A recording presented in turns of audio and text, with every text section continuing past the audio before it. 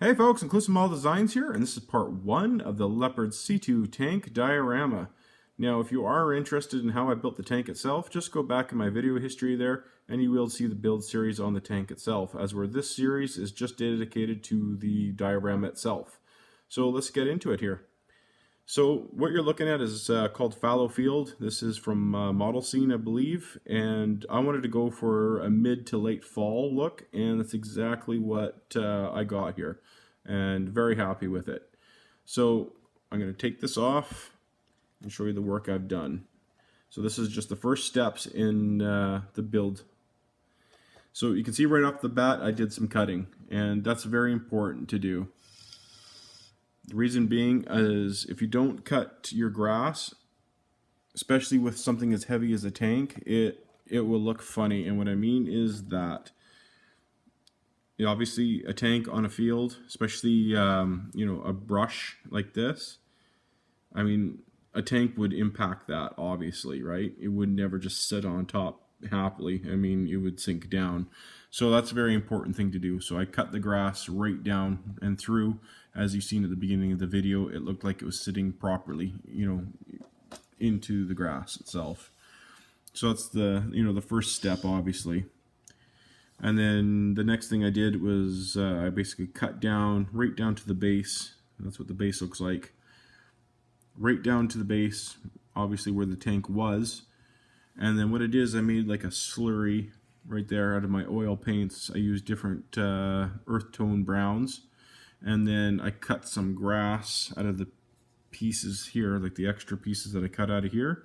I basically, cut a bunch of grass out of there and mixed it in here. As you can see, it's lots still in there. And then I got, as you can see, it's all mixed in there. And then I took some extra stuff that was just laying around, some of the grass that I cut, and just sprinkled it on top, like that. And then once that dries, it should dry flat. But once it does dry flat, I have some brown pigments, and that I'll just sprinkle down on top. And then that'll give it a nice flat look, because I'm not going for mud. I want, nice and dry. And then that should just dry nice and flat, because again, I don't want a mud look. And then that'll give me the illusion of where the tank was, ripped up the ground. So that's that. And I think that's going to turn out rather nice. And then once I got some troops, some Canadian troops, that hopefully will work out and we'll get them into place. As you can see, the thumb's still a little dirty because this stuff here takes a long time to dry, especially the oil paints.